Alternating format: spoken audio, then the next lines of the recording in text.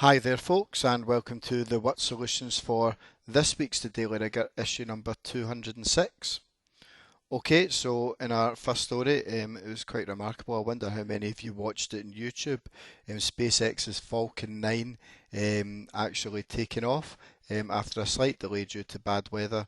So it lifted off at 3:22 p.m. Eastern Daylight Time, and yesterday, as in yesterday from the date of this newspaper, so on Saturday, and it's expected to take 19 hours to reach the International Space Station.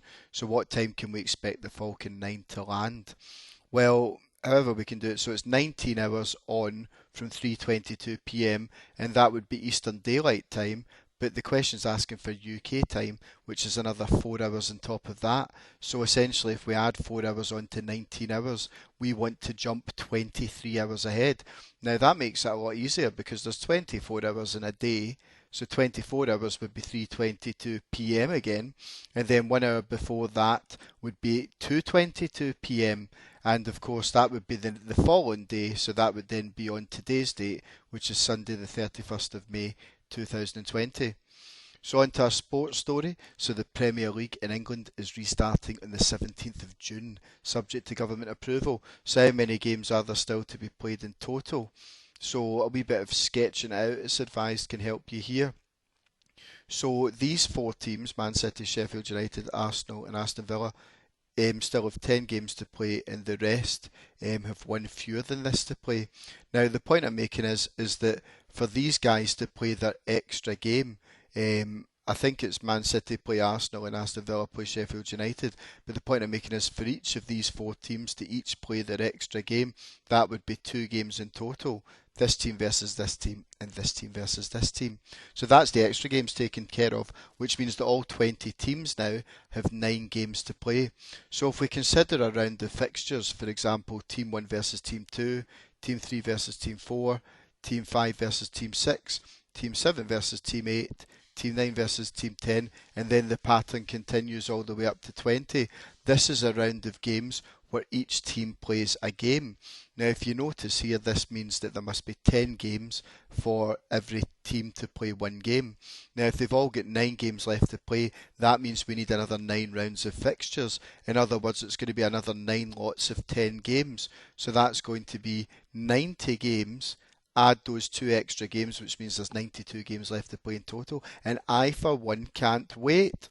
Okay, so on to the environment story. So there was this excellent wee diagram made in the back of a report. So things that the average person can do to reduce their carbon footprint. And obviously certain things you can do can have a lot bigger effect than others. So how many tons of CO2 are saved per year by a person renovating their home and living car free? So it says not to use a calculator, so what we'll do is we'll set this one out as a vertical sum. So to renovate their home, it's 0.895 tonnes of CO2 saved. And living car free, we're adding 2.04. Now it's important that you line up the decimal points, which means the 2 is going to go under the 0 is going to go under the 8, and the 4 is going to go under the 9. And then we can just add them together. If you really wanted to fill your sum out a bit, you could put a wee 0 here. So when we're adding like this, we always start at the right.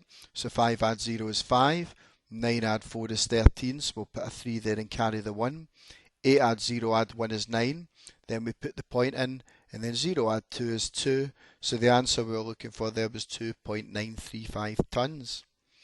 Now, how many more tonnes of CO2 are saved by a person each year using public transport compared to a vegan diet? So this time it's going to be a subtraction, and public transport 0.98. We're taking away 0.8 for the vegan diet.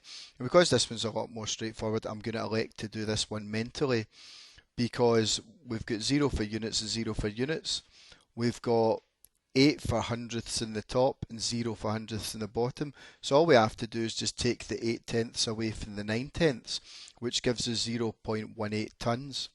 So all of these things are things we can all do, and it's definitely something to think about as we look to protect the planet a wee bit more. We've all seen the benefits of nature with all industry and everything shutting down. With this lockdown, we're seeing more birds and the waters are clearer. So there's things we can all do to help that. So into our geography slash ancient history story. So it turns out that the asteroid that hit the planet, which killed the dinosaurs, it was because of the angle that it hit at that caused so much destruction. And if it hadn't struck the Earth at such an angle, it might not have wiped all the dinosaurs out. Something to think about. So anyway, this perfect angle was 2/3 of a right angle. So how many degrees was this? Well, a right angle is 90 degrees. And to find 2/3 of it, we can find 1/3 by dividing by 3, and then 2/3 by multiplying this answer by 2. So 90 divided by 3 is 60. 60 times, sorry, 90 divided by 3 is 30, sorry, and 30 times 2 is 60, and obviously your units would be degrees because that's what we measure angles in. Certainly at this stage anyway. I'll tell you more about radians when you're older. Anyway, folks, that was the word solutions for this week's The Daily Rigour. Hope you enjoyed solving these problems. Stay tuned for next week's edition when we're going to look at more stories from the news of the week and the numbers behind them. But in the meantime, thanks for watching and bye for now.